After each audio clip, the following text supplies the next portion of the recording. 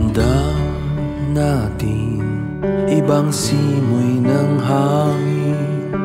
Ito ay tanda na mayroong darating.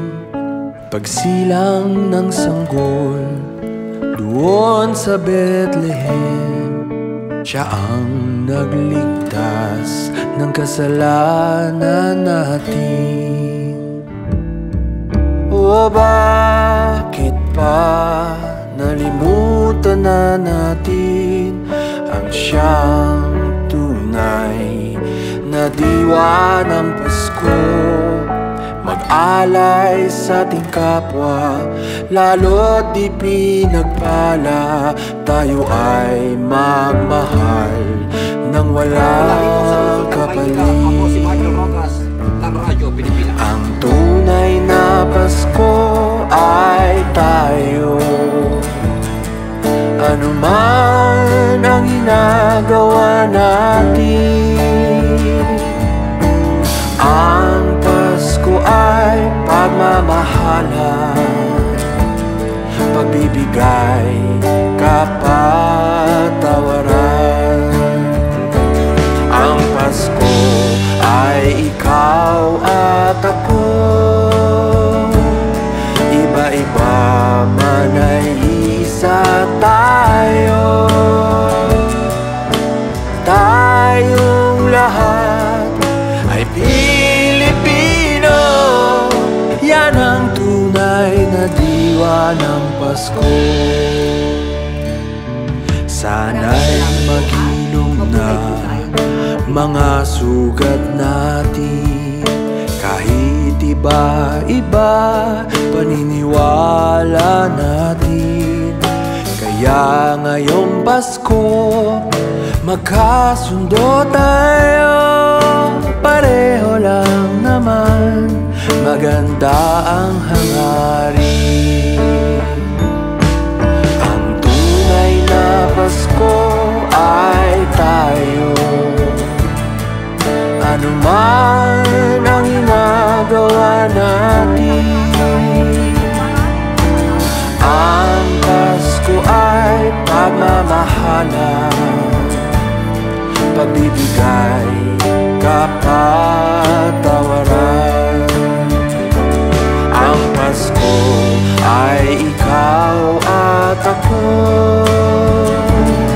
Iba-iba man ay isa tayo.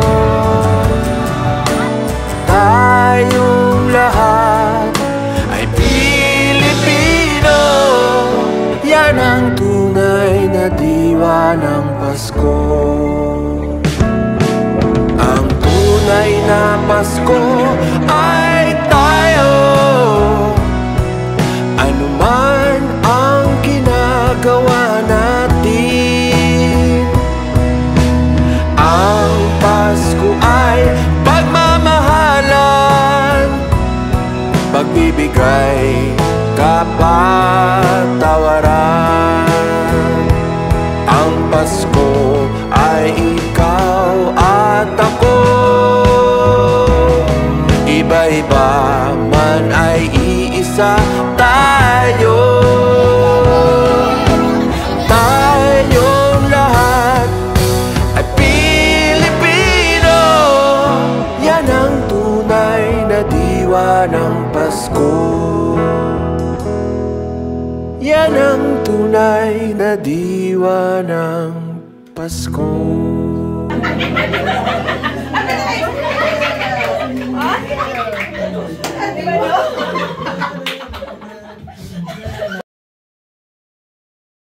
Yes, mga igala, mayong hapon ka na itong talanong welcome dito sa panaguban sa itong tulumanong tambayan sa Radyo Pilipinas.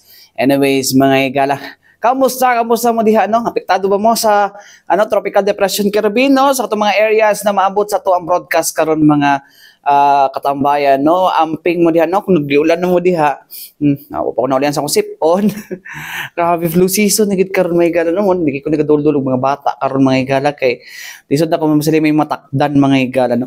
Anyways, mga igala, hisgutan na to, og tambayan na to mga hisgutanan mga igala, sa ito ang palibot, karong panahon na, no? Anyways, kagahapon mga igala, kagahapon ba or atong milabay ang adlaw mga igala no. Gisgutan nato no kung unsa ni mga kuano nahitabo karon no sa to ang Technical Education Skills Development Authority contest da mga igala. Actually mga igala, so hindi nyo na itatanong mga igala no. O laking test na pud ko. Kasi nag-advertise na kaninga katong nidagan selection. Laking test na din ako. Nag-test ako ato nga panahon na mga igala but kato siya nga time mga igala is kumotong time nga ano wala pa ko choice and sa industry man gud mas nindot man gud kung kuan ka na certified ka no dili pa wala pa katong dili pa tong national certification naka-training ka sa TESDA o dili pa tong national certification to mga igala no or sa ba nga certification mga igala no. Lahi po to mas kuyaw ka kung nakakuha kag NC2 no sa maong mga competencies under sa katong mga kuan no katong mga sa tawag na kanang for example, unsa na kanang mga skills no like sa electronics, amot ka karon sa nakitagdagan sa electronics daghan na kayo innovation mga igala after pila man tong pila ba 15 years no 15 years ago pa to mga igala nga nag-test dako. Pero mo na mga igala no nindot mo kung graduate po kag test da mga igala nagiba mga teachers gani pud mga igala no po mga especially teachers nag-acquire nag-training po na sila sa test da mga igala no kay para may mong kuan po no may mong for them na may di man ambot kung required ba pero for them may mong lihiti mo ang pagtudlo nila especially katong mga nasa katong subjects nga TLE no Technology and Livelihood Education no TLE na sa panahon nakaabot ba katong THA gani THA kadugay na tuga paila na sa edad no so anyways mga igala no ato pa tanong kung usa na mga update karon no sa ato ang Technical Education Skills Development Authority contest da mga igala no anyways ato anang kuno no ato ang tawag gani ato ang paminawon mga igala no ang maong update mga igala pinaagi sa naman to man sa itong pangalan no kayo di mo ko to si ARD kagahapon gud mga igala kanina lang ato sa bayan mga igala no ato paminawon mga igala no ang school administrator mga igala no mo gipa-represent kagahapon sa kapihan sa Bagong Pilipinas mo ang school administrator sa Wangan National Agricultural School no ubos sa TESDA 11 mga igala no walain mga igala si si Engineer Melanie Domingo paminawon nato applications na ino-offer ng TESDA. Lahat po ng programs na ino-offer ng TESDA, involved po talaga yung industry natin. So, to ensure na the needs are really addressed. So, meaning po yung ating mga nakalatag na mga competencies sa bawat trade or skills, saan po nanggaling ito? Paano po na-come up ito ng ating TESDA? It was promulgated, it was being developed by industry partners, by academe, and of course by our experts on that fields. So hindi po basta-basta ang paggawa ng competency standards natin. At syempre naayon siya dun sa trend, mga bagong trends. Yes po, yun po yung sinasabi nating demand-driven na skills, yung kinakailangan na skills or yung actual na skills na need ng ating current situation ngayon at saka sa area din. Okay. Next question, ma'am. Given the crucial role of a skilled workforce in the socio-economic development of our country, ano ang mga hakbang na maaaring gawin ng TESDA upang mapabuti ang kompensasyon at kondisyon ng mga skilled workers sa Pilipinas at upang hikayatin sila na manatili at magtrabaho na lang dito sa bansa imbes na maghanap ng oportunidad sa ibang bansa? TESDA also enhances the entrepreneurial skills development program. It has online programs for entrepreneurships kung hindi naman na-access nila through actual face-to-face. We have online programs for them to be able to access the entrepreneurial skills at yung actual na pwede nating i-implement sa face-to-face, may mga, lalo na yung mga training for special training for employment program, mga entrepreneurial skills din po. At saka we had also developed entrepreneurial curriculum for our fellow men. Pero base po sa assessment po ninyo, ma'am, itong pag-introduce natin sa ating mga skilled workers ng entrepreneurial skills, base sa datos po ba ninyo, gaano po naging successful or meron na pa tayong ilang mga successful na mga na nakatapos sa programa ng TESDA na naging negosyante ba or naging entrepreneurial din talaga siya? The high employment rate na ano ng TESDA is isa din po ang nakatulong yung entrepreneurs natin na sila na din yung self-employed na mga category. Mas marami din po tayong mga self-employed category na ngayon. Aside from ensuring na employed sila sa wage employed natin na category, in which we are ensuring na yung skills nila are the skills that are really in demand or in need in the industry. So yun po yung talagang ginawa na initiative ng TESDA. Ano po yung, ma'am, yung in demand na or in need na industry po dito sa region natin? Ngayon sa region natin, ang number one is agriculture, yung nasabi ko na kanina, tourism. We have also BPO at saka yung marami pa. Actually, ang number one na in demand is agriculture and tourism sector. Yeah, it's nice to hear na... Construction din, meron din. Okay, so it's nice to hear na ang agrikultura ay isa sa mga in demand ngayon na trade skills ba yan na tawag na para sa makakakuha talaga tayo ng national competency na sinasabi. Yes, ma'am, ano ba yung difference itong NC 1, 2, 3? Ano pong ibig sabihin yan, ma'am? Ito yung level ng competency na nakukuha ng ating mga trainees once they graduate. So, may technician level, may supervisory level. Ganun po siya. So, pag sinabing 1, ano ibig sabihin po? Pag 1 2, is workers level.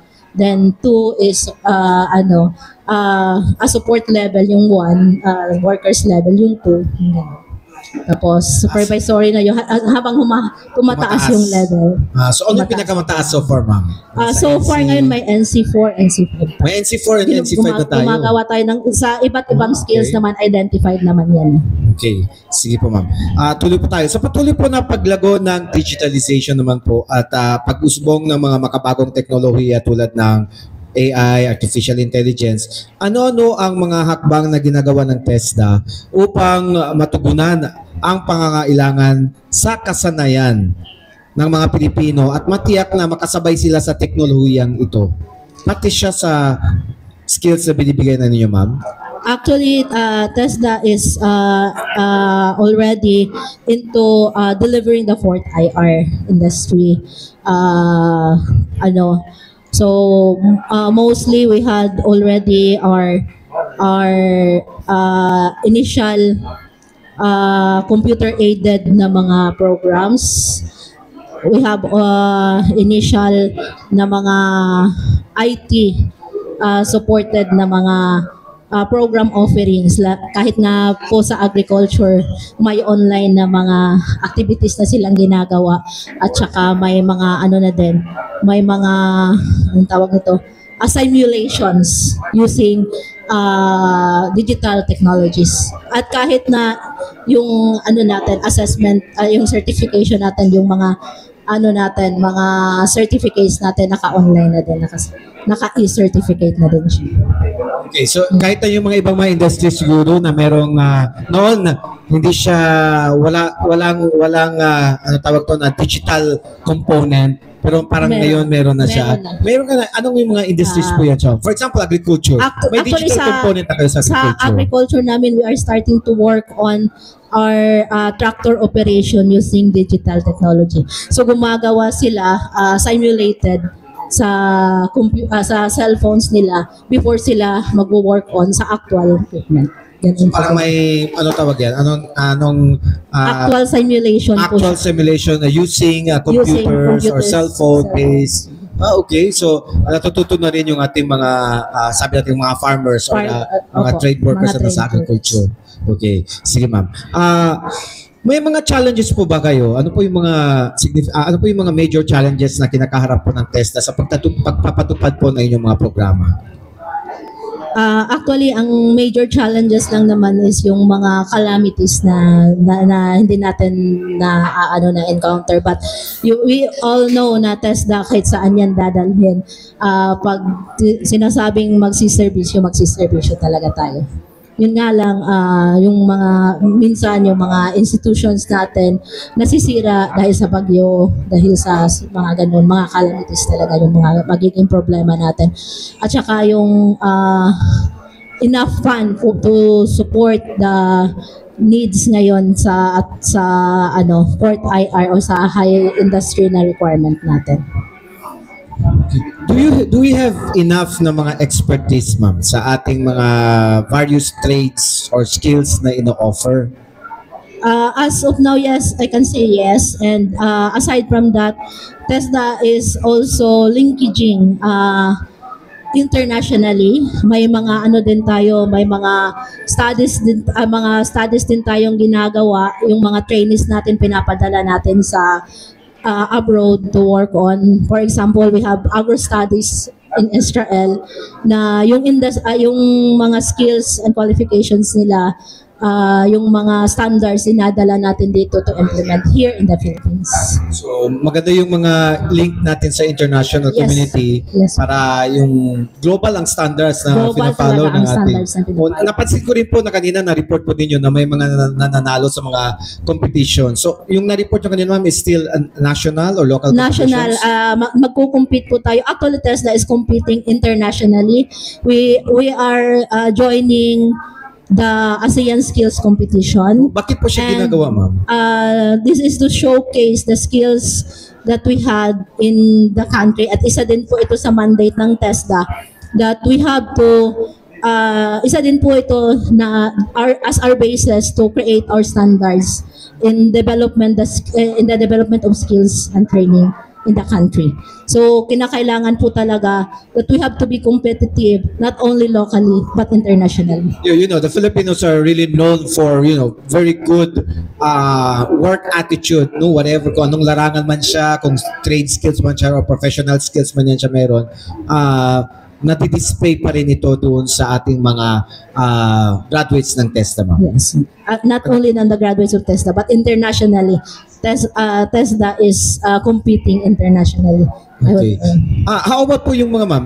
Meron tayong, kasi whenever you introduce a particular trade or natitrain tayo ng mga young people sa trade o sa isang particular skills, kailangan kasi nilang mag-practice sa isang institution or sa isang business establishment. Paano po kayo nakikipag-link sa ating business establishment? Paano po yung support din na binibigay nila sa atin? As what I had presented kanina, we are really linkaging on our industry sectors. Marami tayong mga memorandum of agreements and we have programs set. May mga enterprise-based training din tayong ginagawa. Actual training na aside from the training sa institutions natin, may mga actual training ginagawa tayo sa industries to be able to make sure that the skills are really gained not only in the training centers but also in the industry. So ganun, sumusuport po talaga ang industry partners natin sa TESDA. Mostly ang mga activities na ginagawa ng TESDA, kasama po namin lahat yung industry partners namin. So mo to mga higala, ang pahayag ni Engineer Melanie Domingo, mga higala, ang school administrator sa Wangan National Agricultural School sa TESDA 11, mga higala. So dito naghan siya mga align din sa industry, mga higala, na industry partners, mga higala, ginakuha ng TESDA, mga higala, of course, mga higala, the industry, mo ginatawag na itong kaning sagitaw ka na job mismatch, mga higala, so mo to ang industry nagpatabang sila, mga higala, kung saan ang ilahang mga trabahante match sa ilahang trabaho, or sa job description, especially sa mga kuano, sa mga skilled na mga trabaho.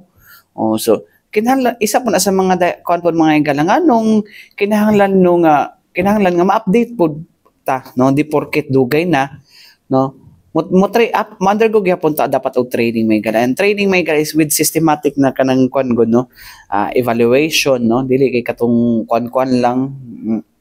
Mo na ang kuan may gala, ang mga companies, mga stakeholders nagapatabang sa test may gala, no, para makakuha sila og mga kuano quality na mga workers, workforce, mga katambayan. Anyways, mga katambayan, balik kita man lang sa mga importante pa inumdum nga to si Bianan. Yes, mga igala, balik kita dito sa panaguban sa tutulumanong tambayan sa Radyo Pilipinas. Kawan niyo Armando Fenequito, mga igala. Anyways, mga igala, no, aton mong nabalita din sa dili sa akong programa, no, pero sa toong kuano page, no, nga ginalauman mga igala nga mahimong toxic, no, toxic bagdagsa ang mga tao ba sa emergency room karong holiday season, mga igala, no. So pag mudagsa ang daghang tao, no, yun siya, dili man sa firecracker na karong holiday season kay wala man kita na diri sa Davao City. Dagsa na siya, it's because of the vehicular kanang road crashes, mga igala, na mahitabo diha sa kadala. Road crashes gani sa rekomando, mga bangga dahil sa kadalanan, no, di siya ang ingon na daw ang mga igala nga dili siya aksidente, mga igala, kay di mo gud kanang road crash incidents, mga igala, kuan mo gud na, no, pwede mo gud malikayan kung sundon lang ang tama nga speed limit, di ba? Magdali, di mag-counterflow. O kasagaran naman sa mga nagabangga dira, mag-counterflow, kunahanay, walay road courtesy, no? It could have been avoided if ang tao na kabaloon sa road courtesy. Di ba? Mo na nga dili siya matawag nga aksidente. According sa DOH, no? And kada may road incident, may it's because hubog. Mo gina daw mga igala kay left and right ang parties, di ba? Left and right ang parties, tapos gusto gid mo inom og isa ka case nga Red Horse gyud. Sorry, na-promote. No? Ay, San Miguel, bikini min. Joke. Pero bitaw, mo gina sa kasagaran ginainom karon, no, wag mo man inom sa tuwa, so mabagit gyud, di malikayan. So karon, umabot sa SPMC, di matiman dayon, kay napadaing mas giatiman pa, no, magyaw-yaw kay kuan na daghan nga matay diha, no. Tarong lagi mo sa inyohang kuan, no. Ay mo mag-drive nga hubog. Mo na ginagingon lagi road courtesy, mga igala. Kanang kuan, i-practice yun ang inyong road courtesy. No, mao na siya, mga igala. So mo na expected daw sa atong Southern Philippines Medical Center, mga igala. Pero anyways, kanita dito sa atong gingon ako, daghan kay mo reklamo diha sa SPMC nga dugay daw kay handod mga matay na mga pasyente diha, no. Tapos kasagaran sa emergency room, no, kaw balo nga ang influx sa mga tao diha sa SPMC, no, influx diha, mga igala, sa daghan na mo tong gikuan, no, ingon ni Doc Audan na abnormal ang ratio, no, sa kuan doctor or health worker to patients, no.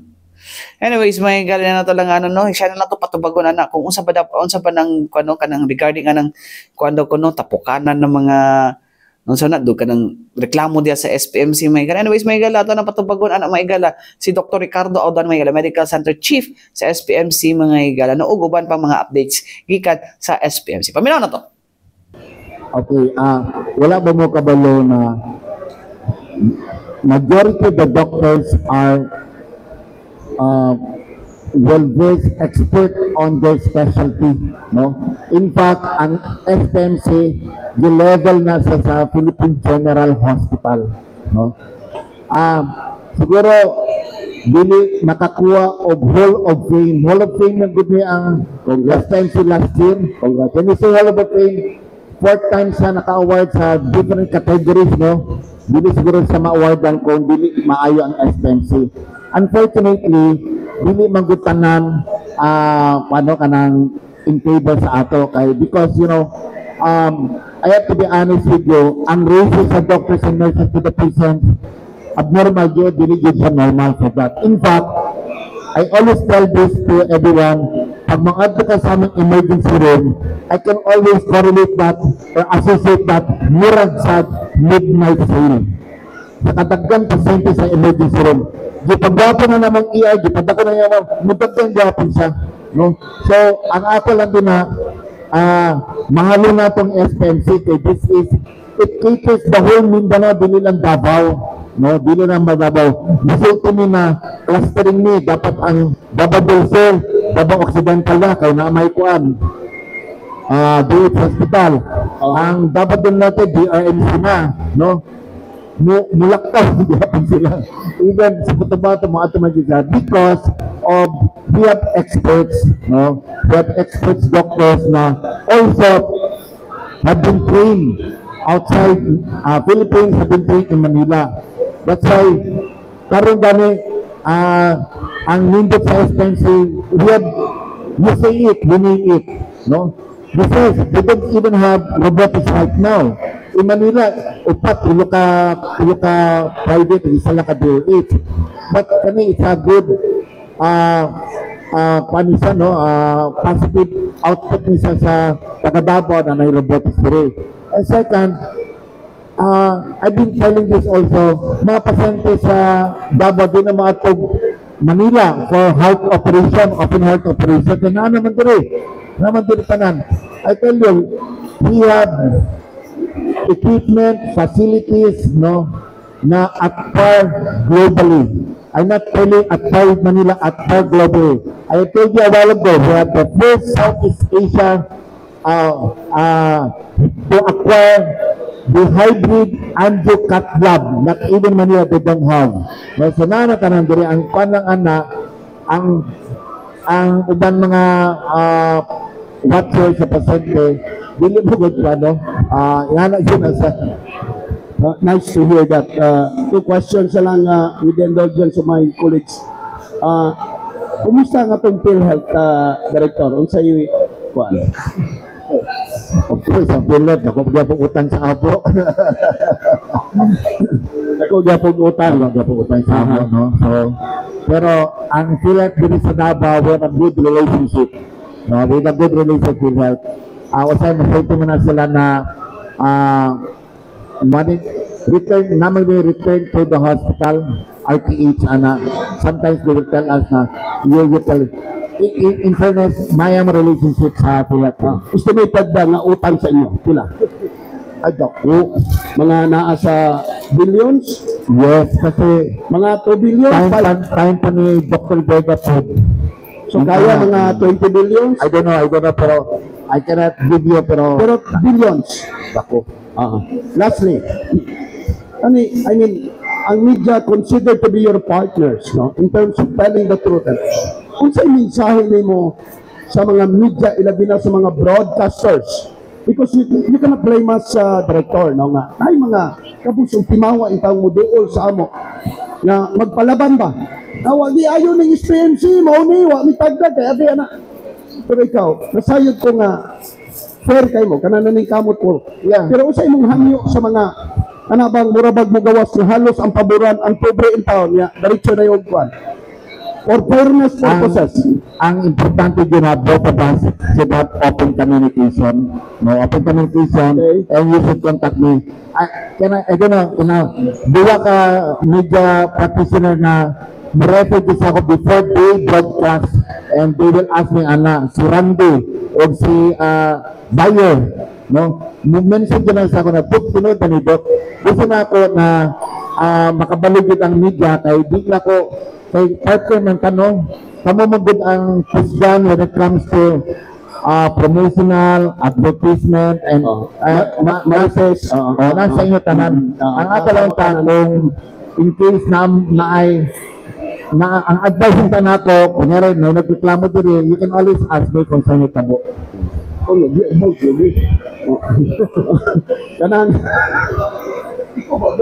Kanang director, ang ako mensahe na lang po para nimo.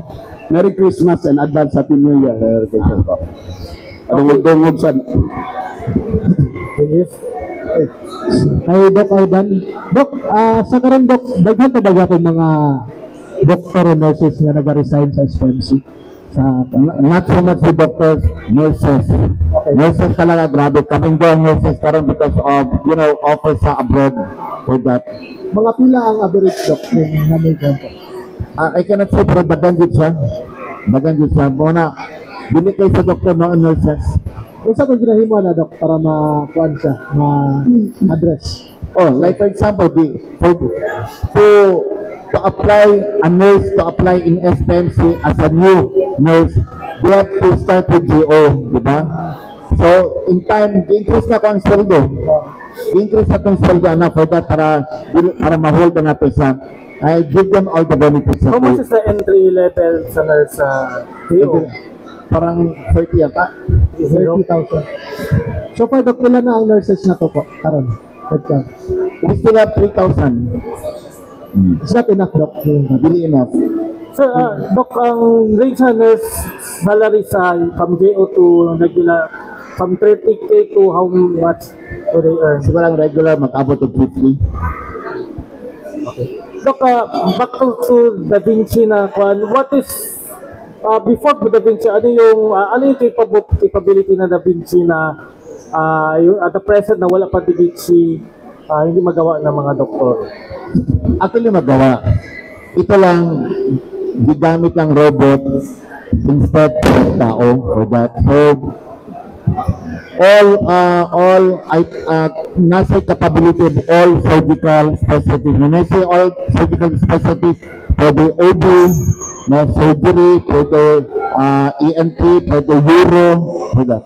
How many patients that can be operated? Wala pa ko ikuan. Okay, we like to a few questions before we go for the... Good morning po, Doc. Jubat Espanyol po at sa Davao. Doc, ako lang iklaro, 40 registered doctors ba or 40 robotics? As you mentioned earlier, one robotic lang ba for 40 doctors? Doctors 40. Ang robotics nato here in Davao is one only. One in Davao, Bisnin. Pero kita ang SPMC kay DOH mo sa the first DOH to acquire robotics surgery. And speaking of PhilHealth, Doc, no, naka-affect ba sa services sa SPMC if ever, no, next year no budget ang PhilHealth? And also, do you think it could affect also sa itong mga patients? Yes, yes, it can affect, no? Kay mag-rely po ang hospital sa PhilHealth. Mag-rely ang hospital sa PhilHealth. Ayan, thank you po. Is SPMC receiving subsidy pa PhilHealth or payment per month or year? Medyo dako jud dako jud ang claim na mo sa PhilHealth dako. Okay. Just a few questions from our people.